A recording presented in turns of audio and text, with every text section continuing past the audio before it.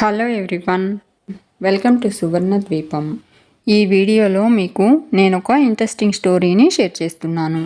అది సిటీలోనే ఖరీదైన రెస్టారెంట్. అక్కడకు ధనికులు మాత్రమే వస్తూ ఉంటారు. లోపల రిజర్వ్ చేసిన టేబుల్ దగ్గర కూర్చుని టైం చూస్తూ ఉంటాడు నీరజ్. ఇంతలో నీరజ్ ఫ్రెండ్స్ లోపలికి వచ్చి హాయ్ నీరజ్ అంటూ విష్ చేస్తూ సడన్గా ఈ పార్టీ ఏంట్రా అని అడుగుతారు. నీరజ్, నాకు లండన్లో ఉద్యోగం వచ్చిందిరా, అందుకే ఈ పార్టీ అంటాడు. అందరూ నీరజ్కి కంగ్రాట్స్ చెప్తూ ఉంటారు. బేరర్ ఆర్డర్ కోసం వస్తాడు. ఎవరికి ఇష్టమైనవి వాళ్ళు ఆర్డర్ ఇస్తారు. మటన్, చికెన్, సీ ఫుడ్ అన్నీ టేస్ట్ చేస్తూ కబుర్లు చెప్పుకుంటూ జోక్స్ వేసుకుంటూ సందడి చేస్తూ ఉంటారు.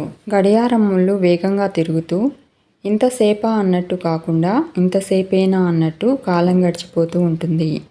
ఇంతలో వంశీ ఫోన్ రింగ్ అవుతుంది. అప్పుడు సమయం రాత్రి 10 గంటలు అవుతుంది.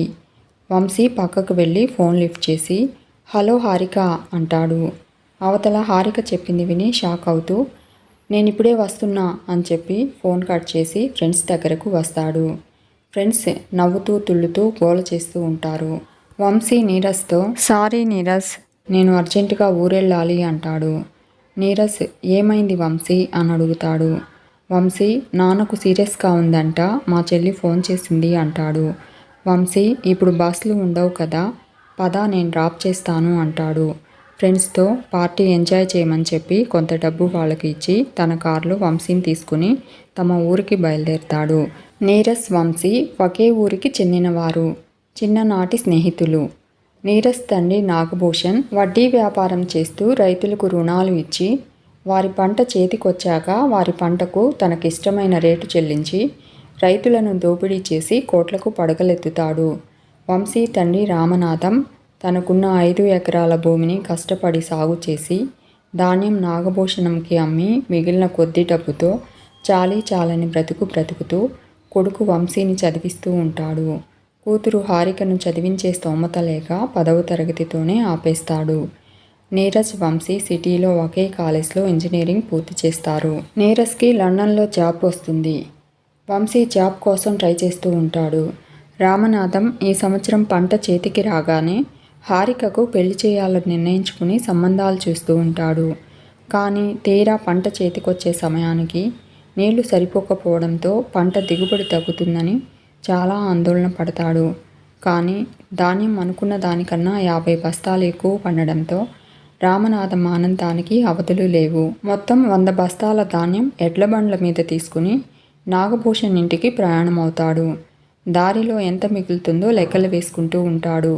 అన్ని ఖర్చులు కలిపి బస్తా ధాన్యంకి 1500 ఖర్చయింది. అప్పులన్నీ పోను చేసిన కష్టానికి ప్రతిఫలం రావాలి అంటే బస్తా 2500కైనా అమ్మాలి.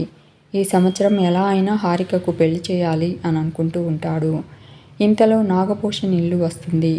ఎడ్ల పనులన్నింటినీ రోడ్డు పక్కగా నిలిపి నాగభూషణం ఇంట్లోకి వస్తాడు రామనాథం. ఖరీదైన పంచా లాల్చీలో దర్జాగా సోఫాలో కూర్చుని ఉన్న నాగభూషణ్ని చూసి దండాలయ్య గారు అంటాడు. ఏంటి ఇలా వచ్చావు రామనాథం, ఏం తెచ్చావేంటి అని అడుగుతాడు నాగభూషణ్. రామనాథం తమరికి తెలియనిదేముందయ్యా, ధాన్యం బస్తాలు తెచ్చాను అంటాడు. నాగభూషణ్ ఎన్ని బస్తాలు తెచ్చావేంటి అంటాడు. రామనాథం 100 బస్తాలయ్యా అంటాడు. నాగభూషణ్ పర్లేదే, బాగానే వచ్చాయి, ఎంతకి ఇస్తావేంటి అని అడుగుతాడు. రామనాథం తమరే సెలవివ్వండయ్యా అంటాడు. నాగభూషణ్ మన పక్క కరువు వచ్చినా దేశమంతా వర్షాలు బాగా పడి ధాన్యం దిగుబడి పెరిగింది, ధాన్యం రేటు బాగా పడిపోయింది, అందుకే బస్తా 1300 ఇస్తాను అంటాడు.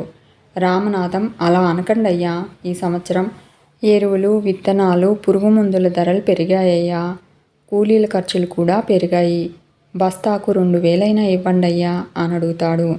నాగభూషణ్ పగలబడి నవ్వుతాడు. ఏంటి రామనాథం, నీకు 2000 ఇచ్చి నన్ను అడుగు తినమంటావా అంటాడు. రామనాథం అది కాదయ్యా, పోనీ 1500 ఇవ్వండయ్యా అంటాడు. నాగభూషణ్ అదేం కుదరదు, 1300కు పైసా కూడా ఎక్కువ ఇవ్వను, ఇష్టమైతే బస్తాలు దించు, లేకుంటే బయలుదేరు, నాకు పని ఉంది అంటాడు. ఆ క్షణం తను రాత్రనక పగలనక పడిన కష్టం గుర్తొచ్చి కళ్ళల్లో నీళ్లు తిరుగుతాయి. ఏం చేయాలి అని అనుకుంటూ రామనాథం బయటకు వచ్చాడు. బయట మేఘాలు కమ్ముకుని వర్షం ఏ నిమిషమైనా పడేలా ఉంది. వెంటనే వెనుతిరిగి నాగభూషణ్ దగ్గరికి వెళ్ళి, మీ ఇష్ట ప్రకారమే ఇస్తానయ్యా అంటాడు. సరే లోపల పెట్టించు అని చెప్పి లోపలికి వెళ్ళిపోతాడు నాగభూషణ్. కూలీలతో పాటు తను కూడా బస్తాలు గోడౌన్లో పెడుతూ ఉంటాడు రామనాథం. ఇంతలో వర్షం మొదలవుతుంది. ఇంకా 10 బస్తాలు బండిలోనే ఉంటాయి. రామనాథం గబగబా బస్తా మోసుకొస్తూ ఉంటాడు. ఇంటి నుంచి బయటకు వచ్చిన నాగభూషణ్ తడిసిన బస్తా లోపల పెట్టొద్దు అంటాడు. రామనాథం ఆ బస్తా కిందికి దింపి పక్కకు నిలబెడతాడు.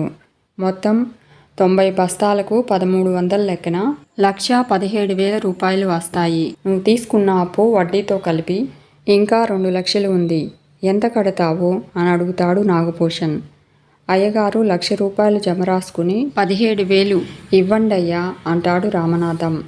నాగభూషణ్ ఇంకా 1,00,000 రూపాయలు అప్పు ఉంది అని చెప్పి 17,000 ఇస్తాడు. రామనాథం ఆ డబ్బులు తీసుకుని దిగులుగా నాగభూషణ్ ఇంటి నుంచి బయటపడతాడు. వర్షంలో తడిసిన ధాన్యంతో ఇంటికి బయలుదేరతాడు. దారిలో హారిక కోసం ఐస్ క్రీమ్ కొని ఇంటికి వస్తాడు. హారిక తండ్రిని చూసి ఆనందంగా, నాన్న ఎన్ని బస్తాలు వచ్చాయి నాన్న అని అడుగుతుంది. రామనాథం ఐస్ క్రీమ్ హారికకు ఇచ్చి జరిగిన విషయం చెప్పి, ఇంకా 1,00,000 రూపాయలు అప్పు మిగిలిందమ్మా అంటూ బాధపడతాడు. హారిక ఊరుకోండి నాన్న, ఆ నాగభూషణ్ నాగడాలు ఆగే రోజు త్వరలోనే వస్తుంది అని అంటుంది. ఈ సంవత్సరమైనా నీ పెళ్లి చేయాలనుకున్నానమ్మా, ఇలా అయితే నేను అసలు నీకు పెళ్లి చేయగలనా అని భయం కలుగుతుంది అంటూ వాళ్ళ కుర్చీలో కూర్చుంటాడు రామనాథం. హారిక లోపలికి వెళ్ళి టీ పెట్టి నాన్న అంటూ రామనాథం దగ్గరకు వస్తుంది. రామనాథం స్పృహ తప్పి కింద పడిపోయి ఉంటాడు. పక్కనే పురుగుల మందు డబ్బా ఉంటుంది. హారిక రామనాథంని చూసి నాన్న అంటూ ఏడుస్తూ ఉంటుంది. అందరూ అచేతనంగా ఉన్న రామనాథంని చూసి బాధపడుతూ ఉంటారు. ఇంతలో నీరస్ కారు రామనాథం ఇంటి ముందు ఆపుతాడు. వంశీ కంగారు పడుతూ రామనాథం దగ్గరకు పరిగెత్తి నిర్జీవంగా ఉన్న తండ్రిని చూసి బోరుమంటాడు. హారిక వంశీ చేతికి సూసైడ్ నోట్ ఇస్తుంది. అందులో పంట పండనప్పుడు ఎలాగూ నష్టం వస్తుంది, పండినప్పుడు కూడా రేటు పడిపోతుంది, ఇక ఈ జన్మలో హారిక పెళ్లి చేయలేను అని తనకు అర్థమైంది అంటూ ఈ అసమర్థ తండ్రిని క్షమించమని కోరతాడు రామనాథం. అందరూ నాగభూషణ్ ధనదాహం వల్లే రామనాథం చనిపోయాడని మాట్లాడుకుంటూ ఉంటారు. అందరి మాటలు వింటున్న నీరజ్ తన తండ్రి ఆగడాల గురించి తొలిసారిగా వింటూ ఉంటాడు. రామనాథం అంత్యక్రియలు పూర్తయ్యేంత వరకు ఉండి ఇంటికి వెళ్తాడు. తొలిసారిగా తన ఇంటిని పరిశీలిస్తాడు నీరజ్. ఇంట్లో అన్ని ఖరీదైన వస్తువులే. తండ్రి నాగభూషణ్ గురించి ఆలోచిస్తూ ఉంటాడు నీరజ్. ఇంతలో నాగభూషణ్ కొడుకు దగ్గరకు వస్తాడు. నీరజ్ని చూసి ఏంటి నాన్న ఇలా వచ్చావు అంటాడు. తను ఉద్యోగం కోసం విదేశాలకు వెళ్తున్నాను అని చెప్తాడు నీరజ్. తను ఒంటరిగా అక్కడ ఉండడం కష్టమని చెప్పి అందుకే తను పెళ్లి చేసుకుంటాను అంటాడు. నాగభూషణ్ సంతోషంగా నీకు పిల్లనివ్వడానికి కోటీశ్వర్లు క్యూలో ఉన్నారా, నీకు నచ్చిన పిల్లను సెలెక్ట్ చెయ్యి, వెంటనే ముహూర్తం పెట్టిస్తాను అంటాడు. నీరజ్ తను రామనాథం కూతురు హారికను పెళ్లి చేసుకుంటాను అంటాడు. నాగభూషణ్ రామనాథం కూతురికి చదువు కూడా లేదురా, అందమైన చదువుకున్న పిల్లని చూస్తాను, పెళ్లి చేసుకో అంటాడు. లేదు నాన్న, నేను హారికనే పెళ్లి చేసుకుంటాను, నా నిర్ణయంలో ఎలాంటి మార్పు లేదు అని చెప్పి పెళ్లి త్వరగా జరిగిపోవాలి అంటూ వంశీ ఇంటికి బయలుదేరుతాడు నీరజ్. ఆ రోజు వంశీ ఇంటి దగ్గర రామనాథం పెద్ద కర్మ కార్యక్రమం జరుగుతూ ఉంటుంది. నీరజ్ రామనాథం ఫోటో దగ్గర శ్రద్ధాంజలి ఘటించి వంశీతో, నన్ను క్షమించు వంశీ, మా నాన్న వల్ల మీకు తండ్రి దూరమయ్యాడు, ఆయనను నేను తిరిగి తీసుకుని రాలేను, కానీ హారిక పెళ్ళి ఆయన చివరి కోరిక, అందుకే ఆయన కోరికనైనా నేను తీర్చాలనుకుంటున్నాను. నువ్వు హారిక ఒప్పుకుంటే హారికను నేను పెళ్లి చేసుకుంటాను అంటాడు నీరజ్. వంశీ ఆశ్చర్యపోతూ మీ నాన్న ఒప్పుకుంటారా అని అడుగుతాడు. నీరజ్ మా నాన్నతో కూడా ఈ విషయం చెప్పాను, ఆయన ఒప్పుకున్నా ఒప్పుకోకపోయినా ఈ పెళ్ళి ఆగదు అంటాడు. వంశీ థ్యాంక్ యూ నీరజ్, నాన్న ఆత్మకు శాంతి కలిగించావు అంటూ నీరజ్ని హక్ చేసుకుంటాడు. హారికను పిలిచి హారిక అభిప్రాయం అడుగుతాడు వంశీ. హారిక సిగ్గుపడుతూ నీ ఇష్టం అన్నయ్య అంటుంది. గ్రామంలోని రైతులు వంశీ ఇంటికి వస్తూ ఉంటారు. నీరస్ ఆ రైతుల దగ్గరకు వెళ్ళి, ఇక నుంచి రామనాథం గారిలాగా ఏ అన్నదాత ఆత్మహత్య చేసుకోకుండా ఏర్పాటు చేయాలని నిర్ణయించుకున్నాను అంటాడు. మీరు చెమటోడ్చి కష్టపడితే రూపాయికి ₹1/2 కూడా రాదు. కానీ ఏ కష్టం లేకుండానే మీ పంటను మార్కెట్ చేసి మేము రూపాయికి ₹4 సంపాదిస్తున్నాము. మీ వల్ల నేను సకల భోగాలు అనుభవించి త్వరలో విదేశాలకు కూడా వెళ్ళబోతున్నాను. అన్నదాత ఆత్మహత్య చేసుకుంటే ఆ పాపం అన్నం తింటున్న మనందరిది అవుతుంది. అందుకే ఈ పరిస్థితి మారాలి. ఇక నుంచి మీరు అప్పులు చేసి పెట్టుబడి పెట్టక్కర్లేదు. రైతులంతా కలిసి ఒక ట్రస్ట్ ఏర్పాటు చేసుకుందాము. ఆ ఫండ్ ద్వారా రైతులకు విత్తనాలు, ఎరువులు ఉచితంగా అందిస్తాము. మీ పంటను మేమే మార్కెట్ చేయిస్తాము. వచ్చిన లాభంలో 100కు ₹1 ఈ ట్రస్టుకు ఇవ్వాలి. 100 ఒకరి దగ్గరే ఉండే కన్నా 10 మంది దగ్గర ₹10 ఉంటే 10 మంది బాగుపడతారు. నా వంతు బాధ్యతగా నేను 25 లక్షలు ఈ ట్రస్టుకి ఇస్తున్నాను. ఈ ట్రస్టుకి కార్యదర్శిగా వంశీని నియమిస్తున్నాను. మీకు ఇష్టమైతే ఈ ట్రస్టులో చేరవచ్చు. ఇష్టం లేకపోతే మీకు నచ్చినట్టు ఉండవచ్చు అంటాడు నీరస్.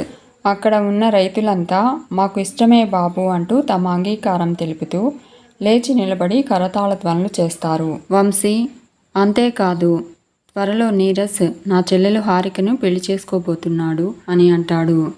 అక్కడ ఉన్న రైతులందరూ నిజమా బాబు అంటూ నీరస్ని అభినందిస్తూ ఉంటారు. ఇదంతా పైనుంచి చూస్తూ ఉన్న రామనాథం నీరస్ హారికలను తృప్తిగా ఆశీర్వదిస్తాడు. మీకు ఈ స్టోరీ నచ్చితే లైక్ చేయండి, షేర్ చేయండి. ఈ ఛానల్ని తప్పకుండా సబ్స్క్రైబ్ చేసుకోండి. Thanks for watching.